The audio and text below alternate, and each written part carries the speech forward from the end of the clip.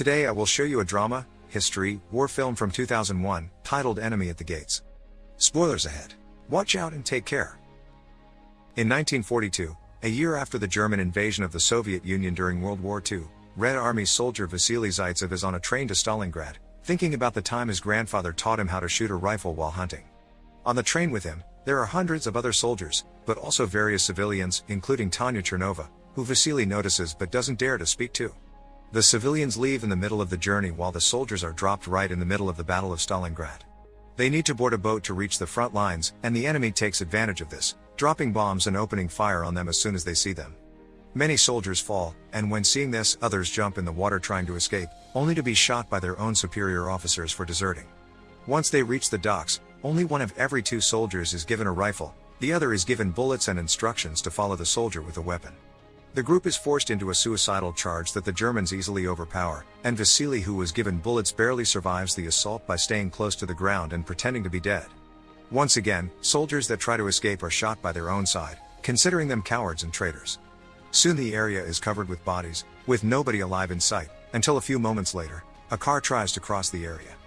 A tank shell hits it and knocks it over, and out of it comes Commissar Danilov, who rushes to hide inside a fountain, pretending to be another body in the pile and miraculously not getting killed when a group of Germans drive by and shoot at the bodies to make sure there aren't any survivors. Once they're gone, Danilov takes a rifle from one of the bodies and tries to shoot some soldiers he can see in a nearby building, but the weapon is out of ammo. At that moment, Danilov discovers he actually isn't the only one alive in the fountain. Vasily has been hiding there as well, and he asks him for his rifle so he can load it with the bullets he was given when he arrived. Vasily also tells him he should wait for an explosion to shoot so they aren't discovered. But since Danilov is a political commissar, his experience with weapons is limited, so he lets Vasily have the rifle instead. As another car with soldiers arrives, Vasily moves behind a hole on the fountain wall, and as soon as he hears an explosion, he starts shooting each German one by one on the head with absolute efficiency. Hours later, once they have been rescued and taken back to headquarters, Danilov prints a series of pamphlets detailing Vasily's heroic feat. Many days later, Chairman Nikita Khrushchev arrives at Stalingrad to coordinate the defense of the city, since Stalingrad is a symbol of Stalin's power and they can't afford to lose it. Furious after hearing about yet another loss, he demands ideas from his subordinates on how to improve morale, but most of the soldiers just repeat the same ineffective tactics they've been using for years. Danilov, however, proposes something different. He thinks that instead of punishment, they must deliver hope. They should create a hero and inspire people, to make them want to protect the motherland, and he has the perfect hero for that job. Danilov's idea is approved and he gets promoted to senior lieutenant. Vasily's face now appears in the newspaper, presenting him as an example to follow. He's also been promoted, in his case, to the sniper division. From then on, Vasily becomes the face of the Russian army, both a national hero and propaganda icon, and his exploits would appear on every edition of the army's newspaper, plus on pamphlets that would make their way all over the walls of the country. One day, during one of his missions, Vasily and his team are found by a young boy called Sasha Filippov, who admires Vasily. He invites him to his very humble home, where his mother Mrs. Filippov prepares him dinner as thanks for what he's done for their homeland. Soon after they make it there, Danilov arrives as well, bringing letters from Vasily's fans from all over the country. To keep up with the plan of hope and propaganda, Danilov makes him reply to all of them, although he's the one that tells Vasily what to write, especially since he has to help him with spelling. One more person arrives after they begin, Tanya, the girl from the train, who is like a sister to Sasha and has become a private in the local militia. She's also fluent in German because she's studied at the university. Danilov wants to recruit her because they need more soldiers that understand German, but Tanya would rather stay and fight, especially since the local militia are short on men. She changes her mind when Danilov explains how much she could help them by decoding Geram intel, and that he'll send 12 soldiers in exchange for every person that speaks German. Meanwhile, the German army is starting to suffer the toll Vasily and his team of snipers are causing in their ranks, so they summon German Major Erwin Koenig, a renowned marksman and head of the German army sniper school at Sasson. He's tasked with killing Vasily, and Koenig prepares a plan to make Vasily come to him instead of doing the chasing. Some hours later, Vasily is woken up from a nap by his team because there's some trouble in the department store sector. Vasily shoots a shadow in the window and a helmet falls, so believing they've hit their target, he takes Ludmila with him to find the body. The companion they leave behind is shot as soon as they're gone. The duo makes it inside the department store and sneaks around until they reach the window, only to find that the shape they had seen is a mannequin posed to make it look like a sniper. This is obviously a trap, and when Vasily finds a cigarette butt on the ground, he realizes their enemy is still there, watching them. He thinks they should take it easy and stay hidden until they think of a proper plan to escape, but as planes start arriving and bombing the area, Ludmila gets scared and runs away, giving Koenig the perfect chance to shoot her, but Vasily escapes before Koenig can do the same to him as well. Koenig returns to the hideout he's staying at and gets his shoes cleaned by Sasha, who pretends to be an innocent bystander but is passing Koenig information about Vasily in exchange for food so the Major will trust him and share information of his whereabouts in return. When the Red Army learns that the Germans are using Koenig, they bring over a former student of his, Kulikov, to teach Vasily how Koenig thinks and help him kill him. Before returning to the field, however, Vasily must attend a special party in his honor. After saying hello to Tanya, he's dragged by Khrushchev to see the journalists, answer questions, take pictures and look at a giant Stalin painting, because according to Khrushchev, he's always watching over his country. Seeing the painting makes Vasily think of the day his grandfather taught him to shoot again. It turns out he failed his first shot and that allowed the wolf to reach their horse and eat it. Some days later, Vasily, Kulikov and another member of the sniper team, Volodya, enter an abandoned building where they have been told they could find Koenig. As they sneak around as carefully as possible, they find a body in a shooting position, posed like the last trap. This means they're on the right track.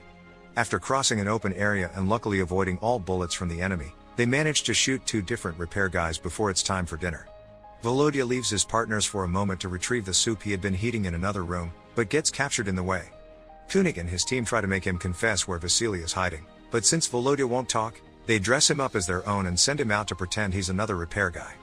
Without knowing who it really is, Kulikov immediately kills him, revealing their location on purpose so when he makes a helmet appear at the window, the enemy will shoot it and reveal their location as well.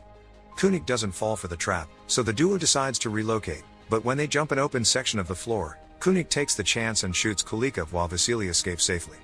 This constant chase between Vasily and Koenig is taking too long, and an impatient Khrushchev is starting to get on Danilov's back. After their meeting, Danilov goes to see Tanya to bring her a gift and try to court her, but she surprises him by asking to be reassigned. Some hours later, Vasily returns to headquarters and his mood isn't the best. He's never seen a shot like he's seen today, and thinks Koenig may be too good for him to beat.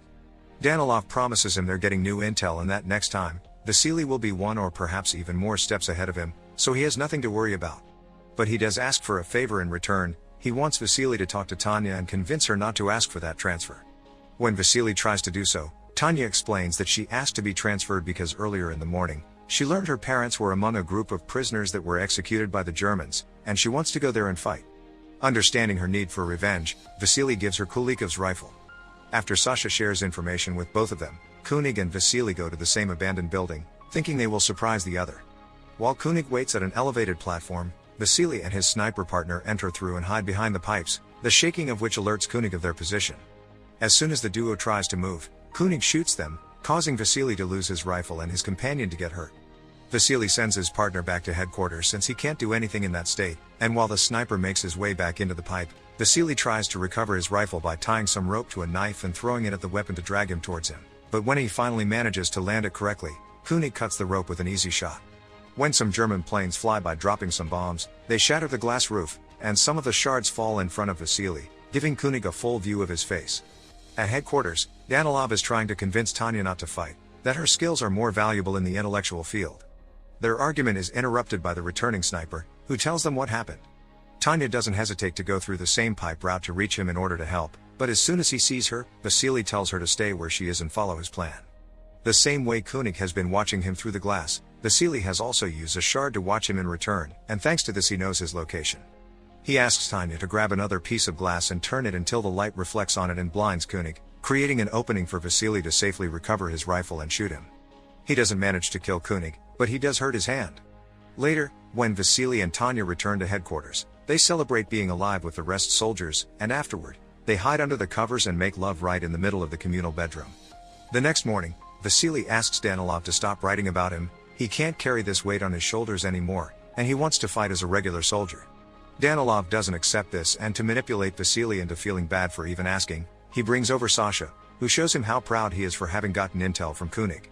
With the kid looking at him with some much hope in his eyes, Vasily can't say no, and he allows Sasha to guide him to the area where Koenig will be waiting. The ground is covered with bodies, so Vasily hides among them and proceeds to wait for Koenig to show up. There's an issue, however. He spends so much time waiting there that he falls asleep. When Koenig finally sees him from his hiding spot, he is about to shoot him, only to suddenly see a looting soldier appear between them, moving Vasily's body as if he were dead and easily stealing all his belongings. The German army captures this soldier and finds he stole Vasily's ID, which makes them think Vasily is dead. Koenig doesn't agree, but he's dismissed anyway. Refusing to go home while Vasily may still be out there, Koenig talks to Sasha again and, already suspecting what may be happening, tells him which his next location will be.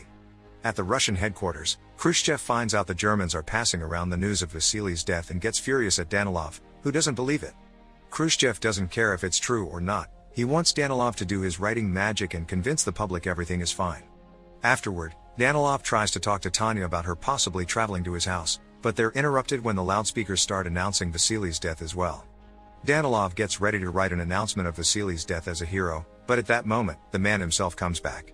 He explains how he missed his shot for falling asleep and that he had to stay hidden from a man trying to kill him, so Danilov accepts to transfer him. Then Vasily asks about Tanya, and Sasha tells him he knew he was alive and told her, so she's gone to the station to find Koenig and get revenge. Danilov and Vasily rush to the station to rescue her, and when they find her, Vasily and Tanya kiss, causing Danilov to get incredibly jealous. So when he returns to headquarters, instead of writing his report about Vasily's heroism, he communicates to the world that Vasily became a traitor. What they aren't aware of is the fact Koenig has seen them at the station, and now knows for sure that Sasha has been passing on the information, so he captures the kid and hangs him off a pole to bait Vasily. The one who almost falls for it when seeing the body though, it's Tanya, and she doesn't go after Koenig only because Vasily stops her, saying that's what he wants. They agree on a plan. While Vasily goes after him, Tanya asks Danilov for a favor and together they go to see Mrs. Filippov to get her out of the country with a special pass Danilov got for her. Mrs. Filippov doesn't want to leave without Sasha, but not to make her upset, instead of telling her Sasha died, they tell her he joined the Germans. Mrs. Filippov doesn't blame him for it if it means he's safe and accepts to leave with them. On the way to the boat, a bomb explodes near them, hurting Tanya. Danilov thinks she's died and leaves, but Mrs. Filippov doesn't give up and convinces a doctor to let Tanya board with her by showing her special pass and saying Tanya is her daughter. Vasily and Koenig are at a standoff in their respective hiding spots, not knowing where the other is. Danilov suddenly shows up next to Vasily, and now that Tanya is dead, he thinks he has nothing else to live for and humanity isn't worth saving. As a way to make up for the lies he made up about Vasily, he sacrifices himself and comes out of hiding so Koenig can shoot him and reveal his location. Vasily thinks ahead and doesn't immediately react, so now Koenig thinks he's killed Vasily himself and comes out to check the body.